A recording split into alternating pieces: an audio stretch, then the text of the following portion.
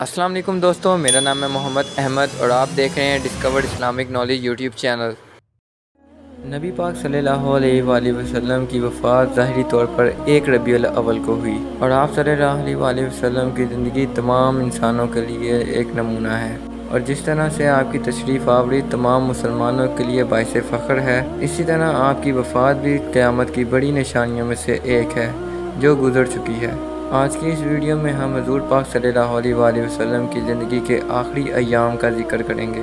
پوری امت مسلمہ کے لیے یہ ایک سبق ہے کہ جب نبی پاک صلی اللہ علیہ وآلہ وسلم جیسی مبارک ہستی بھی موت کی سختیوں سے نہ بچ سکی، تو ہم انسانوں نے اسے بچنے کے لیے کیا اعمال کیے ہیں، اور آج ہم مسلمانوں کے پاس کیا ہے۔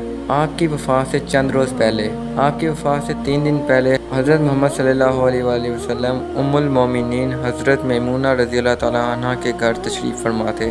آپ صلی اللہ علیہ وآلہ وسلم نے فرمایا کہ میری تمام بیویوں کو جمع کرو۔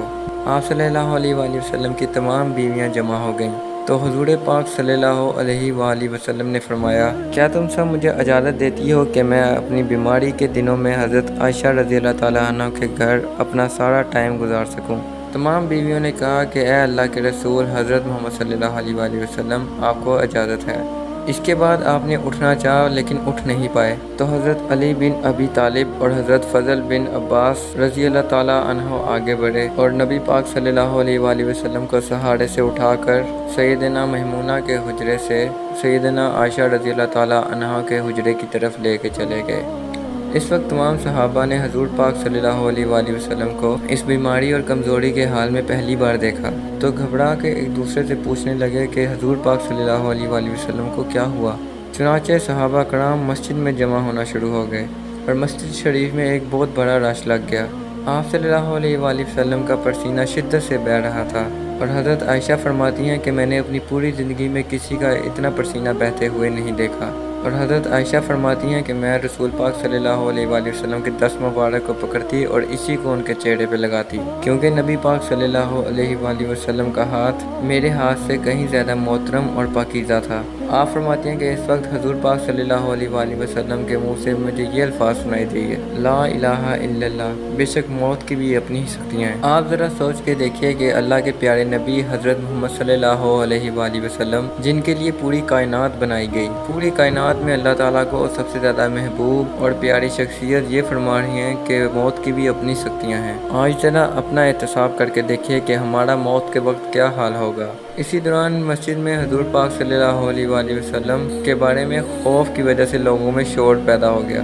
جب نبی پاک صلی اللہ علیہ وآلہ وسلم نے یہ آوازیں سنی تو پوچھا کہ یہ کیسی آوازیں ہیں۔ عرض کیا گیا کہ اے اللہ کے رسول، یہ آپ کی اس حالت سے خوفزدہ ہیں۔ آپ نے ارشاد فرمایا کہ مجھے ان کے پاس لے چلو۔ پھر اٹھنے کا ارادہ فرمایا لیکن اٹھ نہ سکے، تو آپ صلی اللہ علیہ وآلہ وسلم پر 7 مشکیزیں پانی کے بہائے گئے۔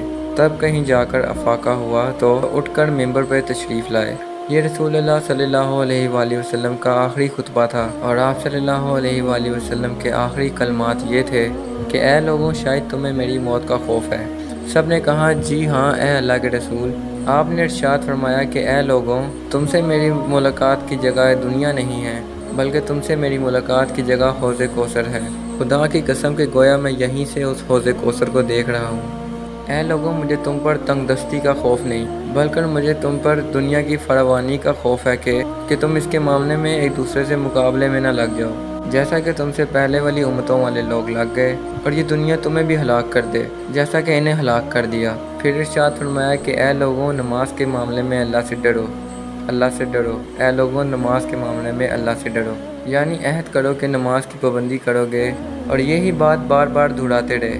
پھر فرمایا کہ اے لوگوں، عورتوں کے معاملے میں اللہ سے ڈرو، میں تمہیں عورتوں سے نیک سلوک کی وصیت کرتا ہوں۔ مزید فرمایا کہ اے لوگوں، ایک بندے کو اللہ نے اختیار دیا کہ دنیا کو چن لے یا اسے چن لے جو اللہ کے پاس ہے، تو اس نے اسے پسند کیا جو اللہ کے پاس ہے۔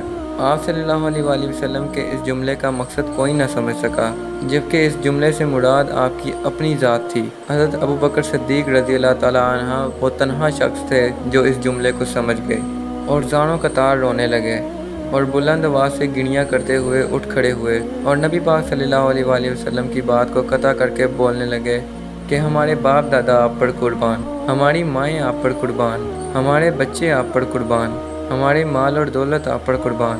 آپ روتے جاتے اور بار بار یہی الفاظ کہتے جاتے۔ صحابہ کرام ناگواری سے حضرت ابو بکر صدیق کی جانب دیکھنے لگے کہ انہوں نے نبی پاک صلی اللہ علیہ وآلہ وسلم کی بات کو ایسے کیسے کاٹ دیا۔ اس پر نبی پاک صلی اللہ علیہ وآلہ وسلم نے حضرت ابو بکر کا دفاع اس الفاظ سے کیا کہ اے لوگوں، ابو بکر کو چھوڑ دو کہ تم میں سے کوئی ایسا نہیں ہے جس نے میرے ساتھ بھلائی کی ہو اور میں نے اس کا بدلہ اس کو نہ دیا ہو، سوائے ابو بکر کے کہ میں اس کا بدلہ اسے نہ دے سکا، بلکہ اس کا بدلہ میں نے اللہ پر چھوڑ دیا ہے۔ مسجد نبوی میں کھلنے والے تمام دروازے بند کر دیے جائیں سوائے ابو بکر کے دروازے کے، جو کبھی بند نہیں ہوگا۔ آخری میں اپنی وفات سے قبل مسلمانوں کے لیے آپ صلی اللہ علیہ وسلم کی دعا کے الفاظ یہ تھے کہ اللہ تمہیں ٹھکانہ دے، تمہاری حفاظت کرے، تمہاری مدد کرے اور تمہاری اطاعت کرے۔ اور آخری بات ممبر سے اترنے سے پہلے جو امت کو مخاطب کر کے آپ صلی اللہ علیہ وآلہ وسلم نے فرمائی وہ یہ کہ اے لوگوں، قیامت تک آنے والے میرے تمام امتیوں کو میرا سلام پہنچا دینا۔ اس کے بعد آپ صلی اللہ علیہ وآلہ وسلم کو دوبارہ سہارے سے اٹھا کر گھر تک لے جایا گیا۔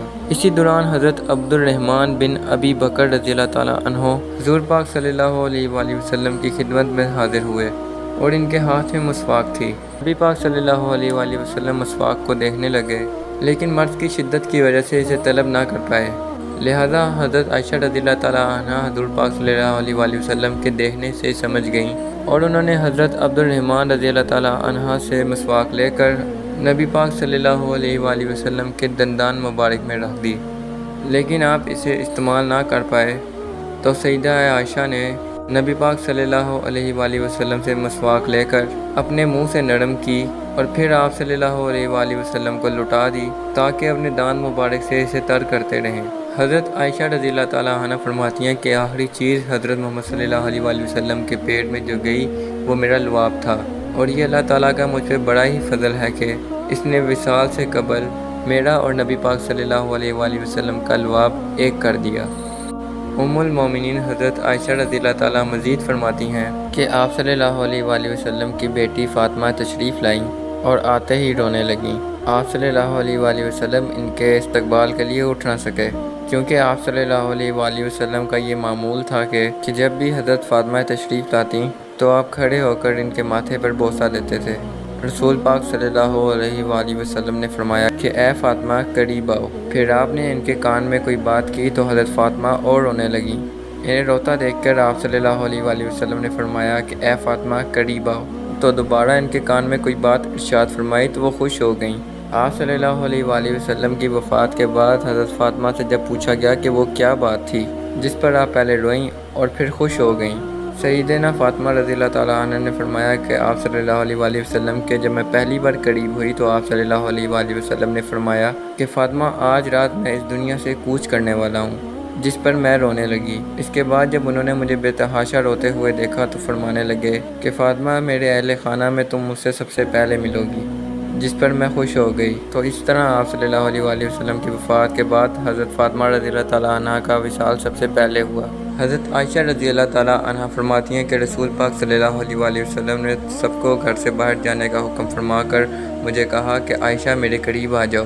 آپ صلی اللہ علیہ وآلہ وسلم نے ان کے سینے سے ٹیک لگائی اور آسمان کی طرف ہاتھ بلند کر کے فرمانے لگے مجھے وہ اعلیٰ اور عمدہ رفاقت پسند ہے، مجھے وہ اعلیٰ اور عمدہ رفاقت پسند ہے، یعنی میں اللہ کے انبیاء اور صدیقین، شہداء اور صالحین کی رفاقت کو اختیار کرتا ہوں۔ حضرت عائشہ رضی اللہ تعالیٰ عنہ فرماتی ہیں کہ اس جملے کو سن کر میں سمجھ گئی کہ آپ نے آخرت کو چنا ہے۔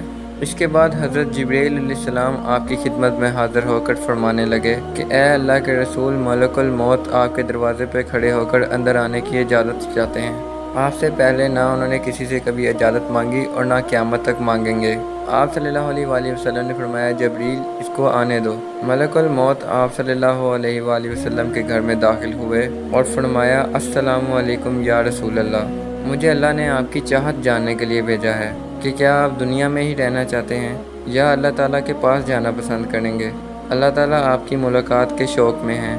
آپ صلی اللہ علیہ وآلہ وسلم نے فرمایا کہ مجھے اعلیٰ اور عمدہ رفاقت پسند ہے۔ ملک الموت آپ صلی اللہ علیہ وآلہ وسلم کے سرہانے کھڑے ہوئے اور کہنے لگے اے پاکیزہ روح، اے محمد بن عبداللہ کی روح، اللہ کی رضا اور خوشنودی کی طرف روانہ ہو، راضی ہو جانے والے پروردگار کی طرف جو غضبناک نہیں۔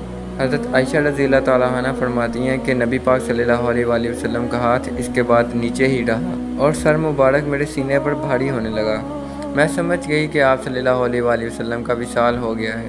مجھے اور تو کچھ سمجھ نہ آیا۔ میں اپنے حجرے سے نکلی اور مسجد کی طرف کا دروازہ کھول کے کہا کہ رسول اللہ کا وصال ہو گیا، کہ رسول اللہ کا وصال ہو گیا۔ اسی دوران مسجد آہوں سے گونجنے لگی۔ ادھر حضرت علی جہاں کے جہاں کھڑے تھے وہیں بیٹھ گئے۔ ان میں اس خبر کو سننے کے بعد ہلنے کی طاقت بالکل نہ رہی۔ حضرت عثمان بن عفان معصوم بچوں کی طرح اپنے ہاتھ ملنے لگ پڑے اور سیدنا عمر اپنی تلوار بلند کر کے کہنے لگے کہ خبردار، کسی نے کہا کہ رسول پاک صلی اللہ علیہ وآلہ وسلم کا وصال ہو گیا ہے۔ میرے آقا تو اللہ تعالیٰ سے ملاقات کرنے گئے ہیں، جیسے موسیٰ علیہ السلام اپنے رب سے کوہ طور پر ملاقات کرنے گئے تھے، اسی طرح سے آپ صلی اللہ علیہ وآلہ وسلم بھی لوٹ آئیں گے، بہت جلد لوٹ آئیں گے۔ اور اب جو بھی شخص یہ کہے گا کہ آپ صلی اللہ علیہ وآلہ وسلم نہیں رہے، میں اسے قتل کر ڈالوں گا۔ اس موقع پر سب سے زیادہ ضبط، برداشت اور صبر کرنے والی شخصیت سیدنا ابو بکر صدیق رضی اللہ تعالیٰ عنہ کی تھی۔ آپ صلی اللہ علیہ وآلہ وسلم کے حجرے میں داخل ہوئے اور آپ صلی اللہ علیہ وآلہ وسلم کے سینے پر سر رکھ کر رو دیے۔ آپ کہنے لگے کہ اے اللہ کے رسول، اس دنیا میں جو اللہ تعالیٰ نے آپ کے لیے ایک موت رکھی ہے وہ آپ کو مل گئی، اس کے بعد آپ کو دوبارہ کبھی کوئی موت نہیں آنی۔ آپ نے نبی پاک صلی اللہ علیہ وآلہ وسلم کے ماتھے پر بوسہ دیا اور فرمایا، یا رسول اللہ، آپ پاکیزہ ہی پیدا ہوئے اور پاکیزہ ہی اس دنیا سے رخصت ہو گئے۔ اس کے بعد حضرت ابو بکر صدیق رضی اللہ تعالیٰ عنہ باہر تشریف لائے اور خطبہ دیا۔ اے لوگوں کہ جو محمد صلی اللہ علیہ وآلہ وسلم سے محبت کرتے ہیں وہ جان لیں کہ وہ اب اس دنیا میں نہیں رہے، کہ جبکہ جو شخص اللہ تعالیٰ کی عبادت کرتا ہے وہ جان لے کہ اللہ تعالیٰ کی ذات ہمیشہ رہنے والی ہے، جسے موت نہیں آنی۔ اس موقع پر حضرت ابو بکر صدیق نے کس قدر امت کو توحید کا پیغام دیا، آپ اس بیان سے سمجھ سکتے ہیں۔ سیدنا عمر رضی اللہ تعالیٰ عنہ کے ہاتھ سے یہ سن کر تلوار گر گئی اور وہ صدمے کی حالت میں زمین پر بیٹھ گئے۔ حضرت عمر فرماتے ہیں کہ اس واقعے کے بعد میں کوئی ایسی جگہ ڈھونڈنے لگا جہاں میں تنہائی میں بیٹھ کر رو سکوں۔